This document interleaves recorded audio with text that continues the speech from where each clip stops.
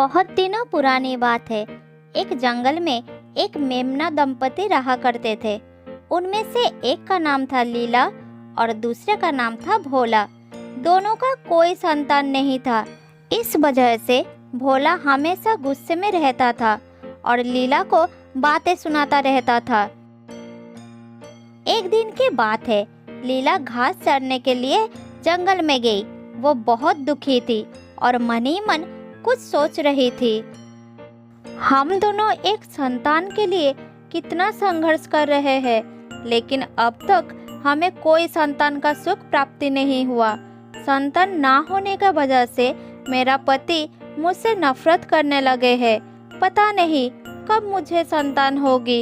इस जंगल में सारे पशु पक्षी सबकी अपनी अपनी संतान है, बस मैं ही एक बदनसीब हूँ जिसे सालों से संतान का सुख नहीं मिला।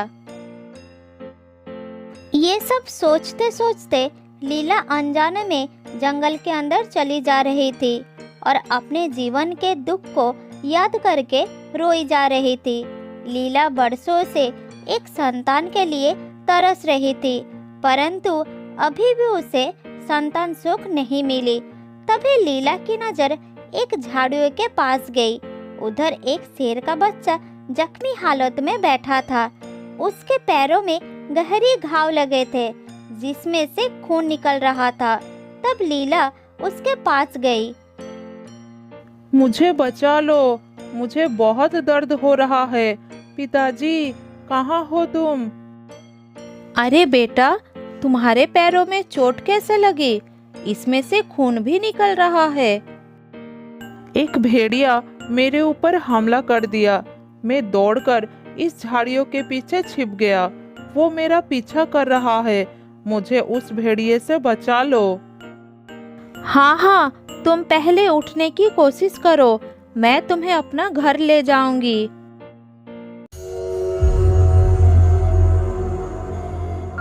तभी दूर से एक भेड़िया दौड़ते हुए आ रहा था।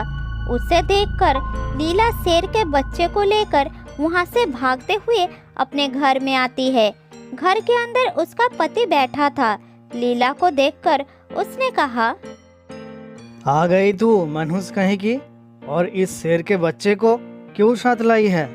क्या तू शेर के हाथों मुझे मरवाएगा? नहीं जी, ये बच्चा बहुत जख्मी था। इसके पीछे एक भेड़िया पड़ा था, इसलिए मैं इसे अपना साथ लेकर आ गई हूँ। इधर बैठो बच्चे, मैं तुम्हारे जख्म पर मरहम लगा देती हूँ। कुछ ही दिनों में तुम्हारा घाव ठीक हो जाएगा। तब मैं तुम्हें तुम्हारे घर तक छोड़ आऊंगी, ठीक है? लीला की बात सुनकर शेर का बच्चा जमीन पर बैठ जाता है और लीला जंगल के पेड़ पौधों से एक मरहम तैयार करके उसके घाव में लगा देती है। तब भोला गुस्से में लीला को कहता है, खुद की औलाद तो पैदा नहीं कर पा रही और दूसरों के बच्चों की सेवा करने में लगी है। मनहूस कहीं की, पता नहीं कहाँ से मेरे जीवन में आ गई। हर रोज की तरह लीला को बुरा भला कहकर भोला घर से बाहर चला जाता है। भोला एक हरी भरी जंगल में अपनी पत्नी लीला के साथ रहता था। उस जंगल में बहुत सारे पशु पक्षी आराम से अपनी जिंदगी गुजर रहे थे। लीला और भोला एक संतान के लिए बरसों से तरस रहे थे, लेकिन अब तक उन्हें संतान का सुख प्राप्त नहीं हुआ, जिस कारण भोला अब लीला को नफरत करने लगा। ये सब सोचते सोचते भोला दुखी होकर एक पेड़ के नीचे बैठ जाता है। इधर लीला एक माँ की तरह घायल शेर के बच्चे की सेवा कर रही थी। उधर भोला बैठा था। तभी उसके पास एक खरगोश आता है। क्या बात है भोला भाई, बड़े उदास लग रहे हो। बीबी छोड़ के भाग गए क्या?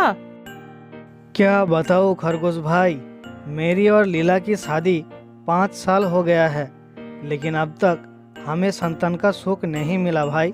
पता नहीं कब लीला की संतान होगी और कब मैं पिता बनूंगा। इस बात से दुखी हूँ भाई। एक बात बताओ भोला भाई, तुम लीला को छोड़ दो और दूसरी शादी कर लो। मुझे लगता है कि लीला तुम्हें कभी भी पिता बनने का सुख नहीं दे सकती। मेरी बात मान लो, अगर पिता बनना है तो दूसरी शादी कर लो।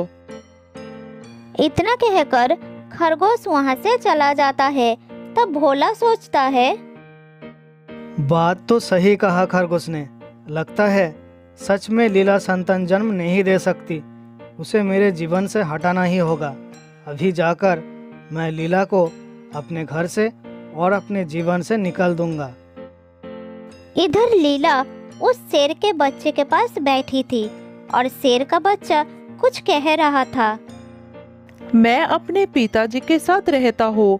हम जंगल के पास एक पहाड़ी गुफा में रहते हैं। मैं अनजाने में चलते चलते जंगल के भीतर आ गया था। तभी उस भेड़िए ने मुझ पर हमला कर दिया और मैं झाड़ियों में छुप गया। बेटा, ऐसे अकेले घर से नहीं निकलना चाहिए था। अगर तुम्हें कुछ हो जाता तो तुम्हारे पिताजी को कितना दुख मिलता।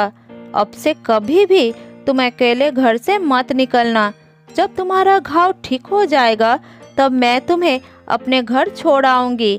ठीक है, अब आराम करो। उस दिन से लीला अगले 2 दिन तक शेर के बच्चे की सेवा करती रही। जब शेर का बच्चा थोड़ा ठीक हो जाता है तब लीला ने उसे अपने घर में छोड़ने के लिए जाती है। गुफा से थोड़ी दूर उसे छोड़कर लीला अपने घर में वापस आ जाती है।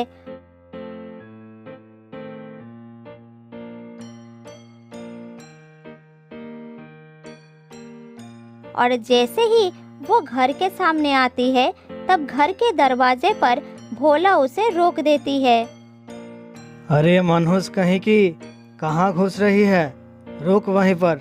मैं तुझे अंदर नहीं जाने दूंगा। चला जा यहाँ से। क्या हुआ जी? क्या किया है मैंने? आप मेरे साथ ऐसा क्यों कर रहे हैं? अब मैं तुझे अपने घर और अपने जीवन में नहीं रहने दूंगा। ना संतान की खुशियाँ दे रही है और ना मुझे सुकून से जीने दे रही है। चला जा यहाँ से और अपने मनहूस शक्ल लेकर मेरे सामने कभी मत आना। मैं तेरा मुंह और नहीं देखना चाहता। आप ऐसा मत कीजिए। मुझे अपने जीवन से मत निकालिए। मैं आपके सामने हाथ जोड़ती हूँ, विनती करती हूँ आपसे। कहाँ जाऊंगी मैं? किसके सहारे जीऊंगी? आप मुझ पर दया कीजिए। लीला ने भोला के सामने विनती करती रही, लेकिन भोला ने एक भी बात नहीं सुना और लीला को धक्के मार के अपने घर से निकाल दिया।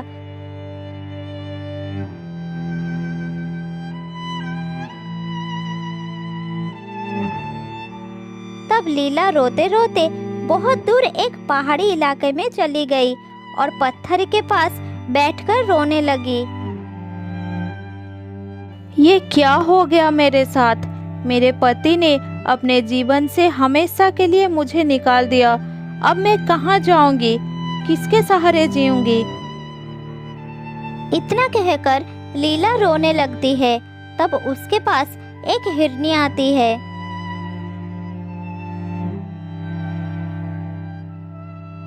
क्या हुआ है तुम्हें बहन?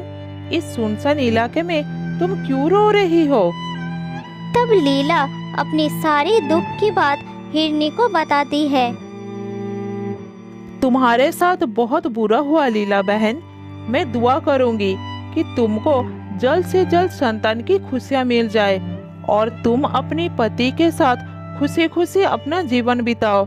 अब तुम मेरे साथ चलो। फिर लीला हिरनी के साथ चली जाती है और उस इलाके का बहुत सारा जानवर उसके दोस्त बन जाते हैं। इस तरह कुछ दिन बीत जाता है।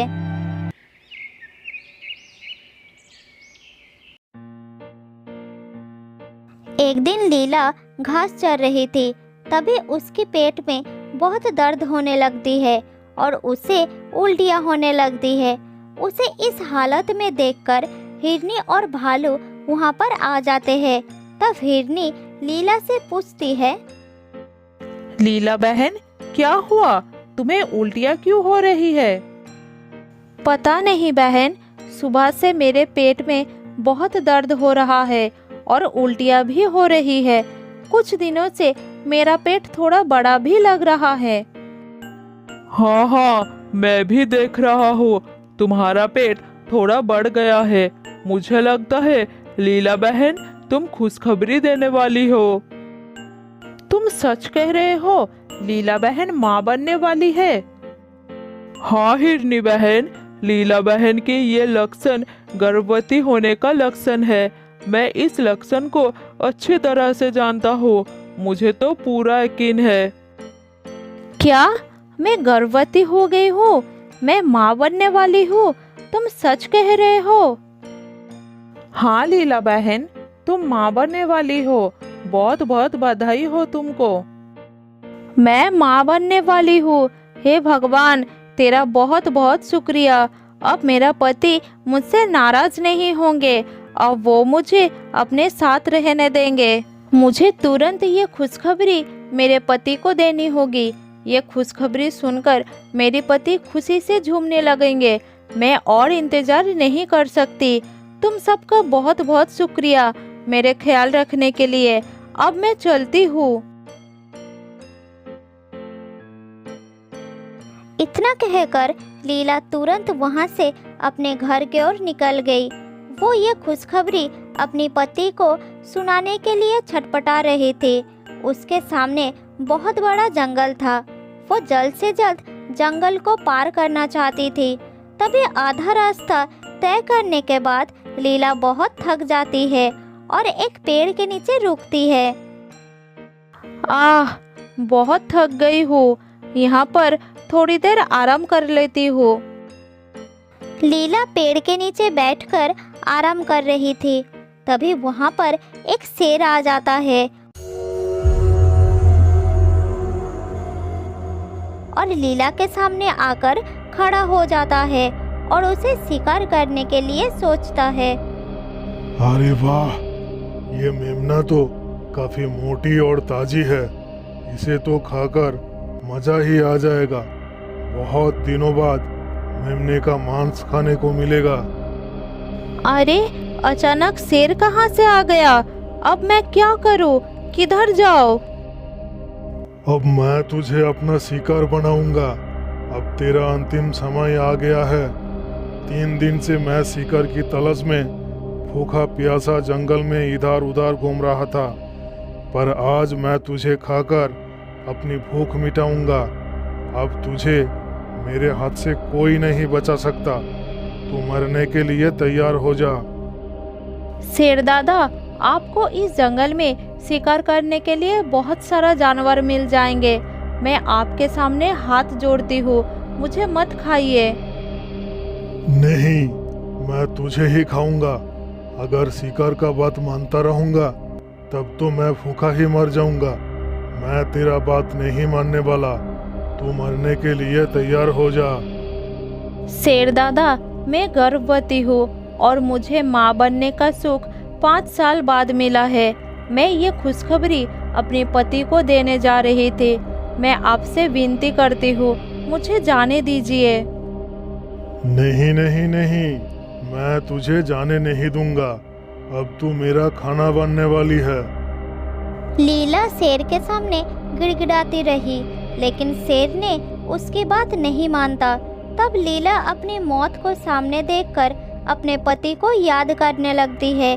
फिर शेर से कहती है, ठीक है शेर दादा, शायद मेरे नसीब में आज मरना ही लिखा है, पर मरने से पहले मेरी एक आखिरी इच्छा पूरी कर दीजिए।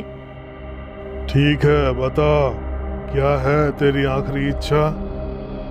मुझे बहुत प्यास लगी है, मुझे थोड़ा पानी पिला दीजिए।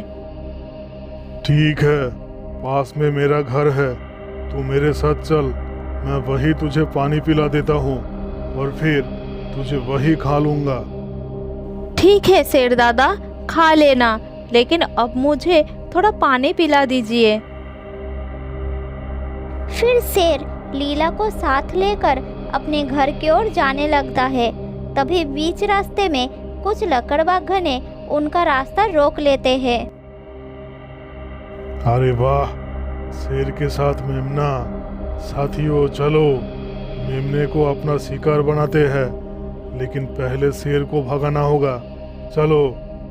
जैसे ही लकड़बाघों ने आगे बढ़ता है, तभी शेर लीला को लेकर अपनी गुफा की ओर भागने लगता है। उसके पीछे लकड़बाघों भी भागने लगते हैं।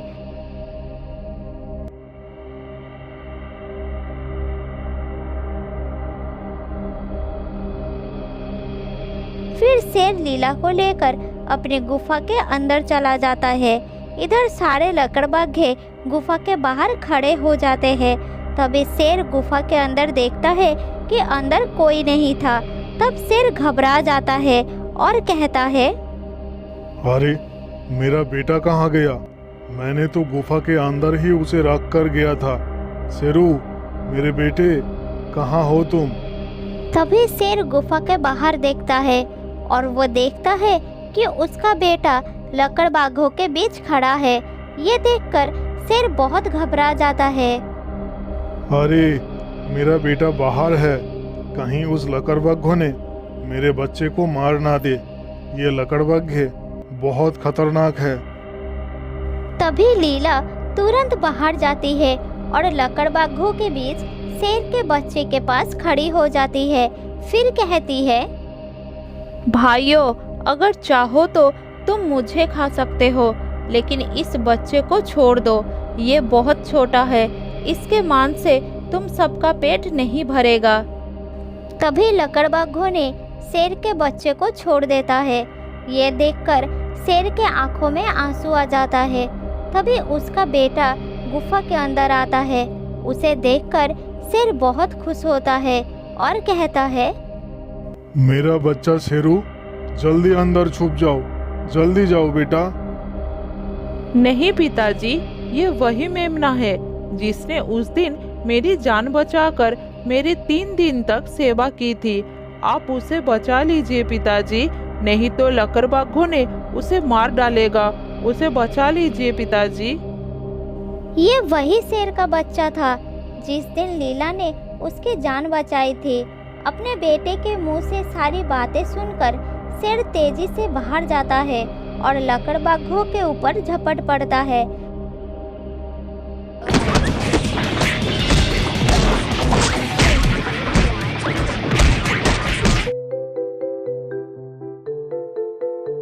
मार खाकर सारे लकड़बाघे वहां से भाग जाते हैं। फिर शेर ने लीला के सामने माफी मांगता है। बहन, मुझे माफ कर दो। तुमने मेरे बेटे के जान बचाने के लिए अपनी जान जोखिम में डाल दी। मेरे बच्चे ने मुझे बताया कि पहले भी तुमने उसकी जान बचाई थी। मुझे माफ कर दो बहन। अब मैं खुद तुम्हें तुम्हारे पति के पास छोड़ आऊंगा।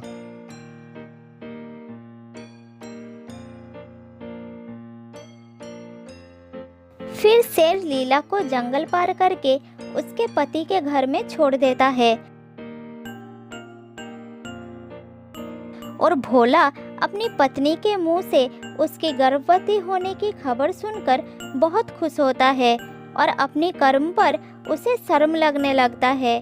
फिर वो अपनी पत्नी के सामने माफी मांगने लगता है। कुछ महीना बाद लीला छोटे छोटे 2 बच्चों की जन्म देती है और अपने पति के साथ खुशी खुशी जिंदगी बिताने लगती है।